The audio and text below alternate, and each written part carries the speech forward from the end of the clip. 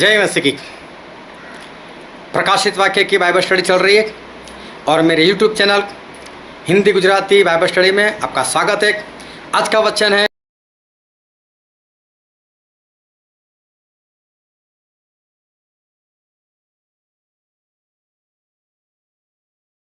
उसका चौथा अध्याय 6 से लेकर 8 वचन।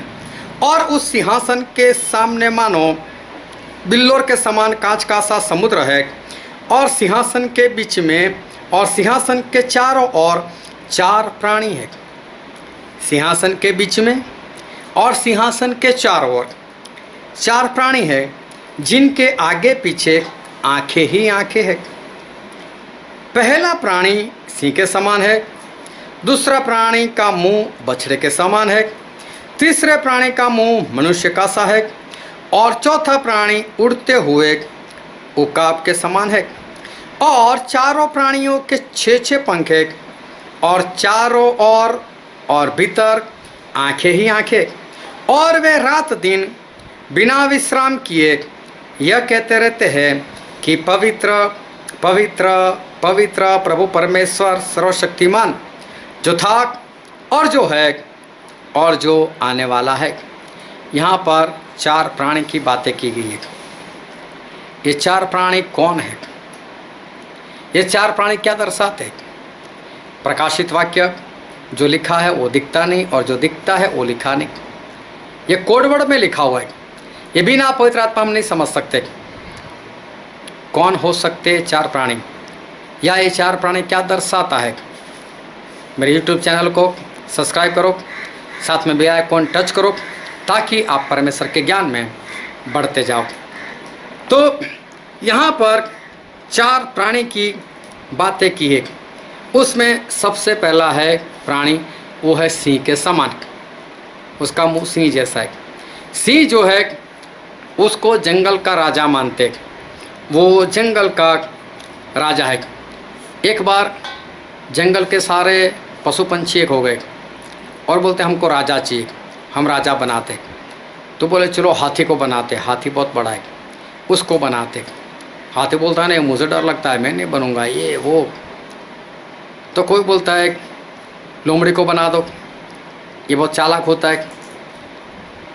तो वो भी देख रहा है कि यहाँ पर किस तरह से मैं राजा बनूँ, अगर कोई मेरी ना माने तो चारों ओर ये आवाज़ें हो रही थी, लेकिन सिंह वहाँ पर शांति सो रहा था।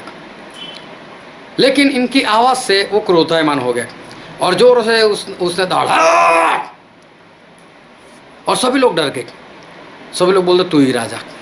इससे सब डरते, इसका कहा हुआ सब करेंगे। चलो तो कहानी है।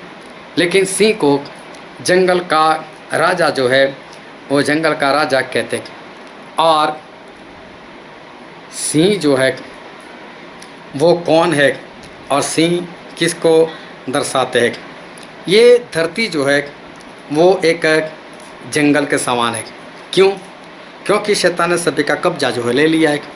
हम पढ़ते हैं बाइबल में नए नियम में 1 यूहन्ना और उसका 5वां अध्याय और उसका 19 वचन।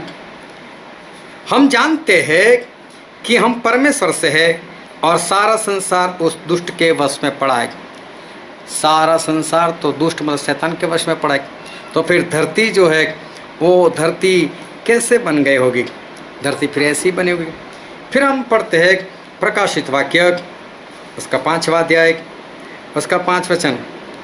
तब उन प्राचीनों में से एक ने मुझसे कहा, मत रोक, देख यहूदा के गोत्र का वह सिंह जो दाऊद का मूल है, उस पुस्तक को खोलने और उसकी 7 मुहर को तोड़ने के लिए जयवंत हुआ है। अभी यहाँ पर प्रभु यीशु को जो है वो सिंह कहा गया है।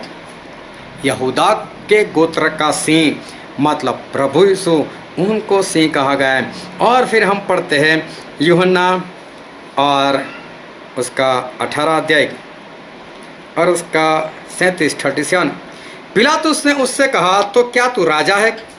यीशु ने उत्तर दिया कि तू कहता है, क्योंकि मैं राजा हूँ। मैंने इसीलिए जन्म लिया और इसलिए जगत में आया हूँ। प्रभु ने खुद को भी राजा जाहिर किया था। वो कहते कि हाँ मैं खुद राजा हूँ। तो प्रभु यीशु जो है वो राजा है। और फिर मत्ती में ऐसा लिखा है, मत्ती उसका 2 अध्याय और उसका 1 और 2 वचन, यहाँ पर ऐसा लिखा है, हेरोदेस राजा के दिनों में जब यहूदा के बेतलेहम में यीशु का जन्म हुआ तो देखो पूर्व से कई ज्योतिषी यरूशलेम में आकर पूछने लगे कि यहूदियों का राजा जिसका जन्म हुआ है कहाँ है, क्योंकि हमने पूर्व में उसका तारा देखा है और उसको प्रणाम करने आए। तो यहाँ पर जो पूर्व में जो तारा दिखाई दिया वो तारा प्रभु यीशु के लिए था। प्रभु यीशु पैदा हुए थे, लेकिन उन लोगों ने तारे से ये समझ लिया था कि यहूदियों का राजा पैदा हुआ है। तो ये तो प्रभु यीशु के लिए लिखा गया। तो 4 प्राणी में जो सबसे पहला प्राणी है वो है सिंह, और सिंह मतलब राजा, और ये राजा कोई और नहीं लेकिन प्रभु यीशु है। और देखना बाइबल में 4 सुसमाचार दिए गए, उसमें सबसे पहला सुसमाचार जो है वो है मत्ती का सुसमाचार। और मत्ती पहले अध्याय में जब आप पढ़ोगे तो वहाँ पर प्रभु यीशु की वंशावली लिखी, दाऊद का पुत्र और अब्राहम के पुत्र यीशु मसीह की वंशावली, ऐसा लिखा है, सिर्फ दाऊद और अब्राहम का नाम। फिर जो वंशावली लिखी है उसकी लूका में जो वंशावली लिखी है ना उसके साथ तुलना करना।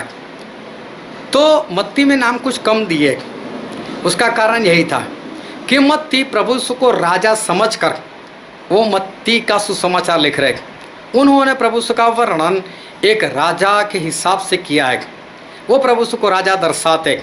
और इसमें जितने राजा हो गए ना यहूदा के गोत्रों में, उन्हीं के नाम वंशावली में ये मत्ती ने जो है वो लिए। तो मत्ती प्रभु यीशु को एक राजा जो है वो राजा वो दर्शाते हैं। और दूसरा जो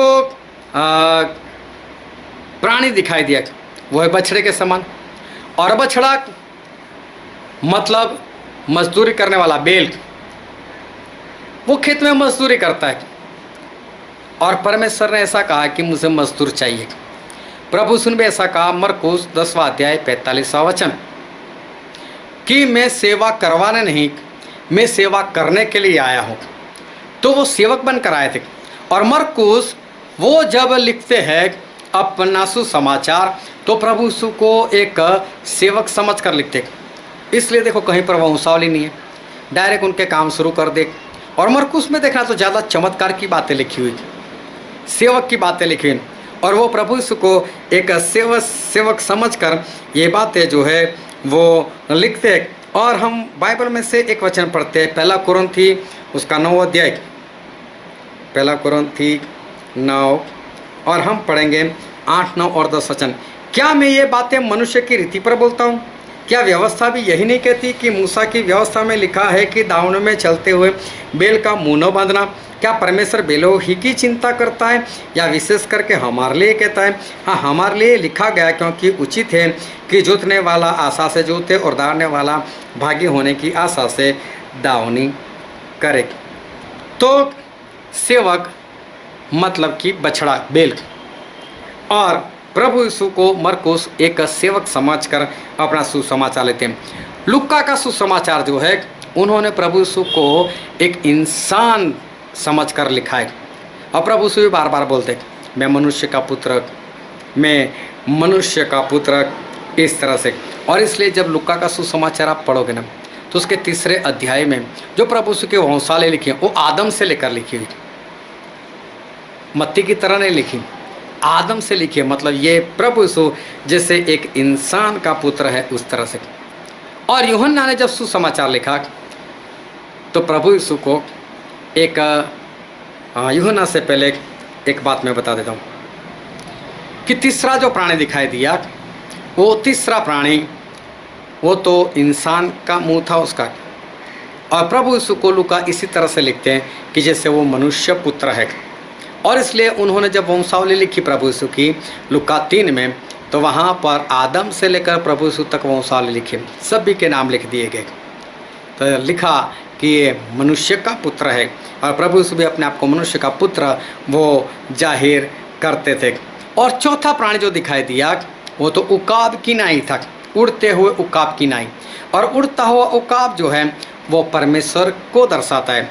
उसकी तुलना परमेश्वर के साथ जो है वो परमेश्वर के साथ की गई। मैं एक वचन पढ़ता हूँ जो है पुराने नियम में यहेजकेल में, पुराने नियम में यहेजकेल का पुस्तक और उसका 17 अध्याय और पहले वचन से, यहोवा का यह वचन मेरे पास पहुंचा, हे मनुष्य के संतान, इस्राएल के घराने से यह पहली और दृष्टांत कहें। प्रभु यहोवा यों कहता है, एक लंबे पंख वाले परों से भरे और रंग बिरंगी बड़े उकाब पड़ी ने लबानोन जाकर एक देवदार की फुनगी नोच ली। तब उसने उस फुनगी की सबसे ऊपर की पतली टहनी को तोड़ लिया और उससे लेन देन करने वाले के देश में ले जाकर व्यापारियों के एक नगर में लगाया। ये इज़राइल की बात की। उनको आराम से लेकर यहाँ पर मिस्र देश में उनको रखा और वहाँ से इज़राइल देश में लेकर आए। और यहाँ पर जो उकाब है वो परमेश्वर की बात की। अगर आप थोड़ा सा पढ़ोगे वहाँ पर तो समझ में आ जाएगा। तो यहाँ पर जो 4 प्राणी है उसमें से पहला प्राणी ये दर्शाता कि प्रभु यीशु राजा है। दूसरा प्राणी जो बछड़े जैसा है वो ये दर्शाता है कि प्रभु यीशु एक सेवक भी थे। तीसरा प्राणी वो इंसान है और ये दर्शाता है कि प्रभु यीशु इंसान के पुत्र थे। चौथा प्राणी उकाब दर्शाता है, मतलब परमेश्वर दर्शाता है और प्रभु यीशु परमेश्वर भी है। और कई लोग ऐसे हैं कि जो प्रभु यीशु को राजा मानकर उनकी प्रजा बनकर वो स्वर्ग में चले जाएंगे। कई लोग ऐसे होंगे जो प्रभु यीशु को एक सेवक मानकर उनकी सारी बातें मानकर वो स्वर्ग में चले जाएंगे। कुछ ऐसे लोग होंगे जो प्रभु यीशु को मनुष्य का पुत्र समझकर कि जब वो कर सकते तो मैं क्यों नहीं कर सकता, सारी बातें मानकर वो परमेश्वर के राज में चले जाएंगे। और कई लोग वो प्रभु यीशु को परमेश्वर मानकर उनकी सारे आज्ञाकारी करते उनके भक्त बनकर वो भी स्वर्ग में चले जाएंगे। ऐसे 4 संगठन जो स्वर्ग में है, ये 4 प्राणी उस 4 संगठनों को दर्शाते हैं। पहला संगठन जो प्रभु यीशु को एक राजा समझकर वहाँ पर आ गए थे। दूसरा संगठन वो है जो प्रभु यीशु को सेवक समझकर वहाँ पहुँच गए। तीसरा संगठन वो जो प्रभु यीशु को मनुष्य पुत्र समझकर वहाँ पहुँच गए। चौथा संगठन वो है जो प्रभु यीशु को परमेश्वर समझकर वो वहाँ पर पहुँच गए। इन सभी को 6 पंखे हैं। 6 पंखे का मतलब जो है वो कुछ और होता है। और हम पढ़ते हैं यशायाह भविष्यवक्ता का पुस्तक पुराने नियम में, यशायाह भविष्यवक्ता का पुस्तक उसका 6 अध्याय और हम पढ़ते हैं उसका 2 वचन। उससे ऊंचे पर सराफ दिखाई दिए, उनके 6 पंख थे, 2 पंखों से वे अपने मुंह को ढांपे थे और 2 से अपने पाँव को और 2 से उड़ रहे थे। ये 6 पंखे, 2 मुंह ढकने के लिए, 2 पैर ढकने के लिए। ये ऐसा दर्शाते कि परमेश्वर हम चाहे स्वर्ग में पहुंच गए लेकिन हम इतने योग्य नहीं कि आपको अपना मुंह दिखा सकें या तो आपको अपना तन दिखा सकें, इसलिए वो अपने आप को वो ढांपते हैं। तो ये 4 प्राणी वो 4 संगठन दर्शाते हैं। वहाँ पर स्वर्ग में ऐसा कोई प्राणी नहीं है कि जिसका जो सिंह के समान भी हो, बछड़ के समान भी हो, मनुष्य के समान भी हो और उकाब की नाई भी हो। ऐसा कोई प्राणी वहाँ पर नहीं है। लेकिन ये 4 संगठन को दर्शाते हैं जो परमेश्वर को राजा, सेवक, इंसान और परमेश्वर समझकर उनकी आज्ञाकारी करते हुए वहाँ पर पहुँच गए थे। ये 4 संगठन को ये 4 प्राणी दर्शाते हैं। तो परमेश्वर आपको आशीष दे। आमीन।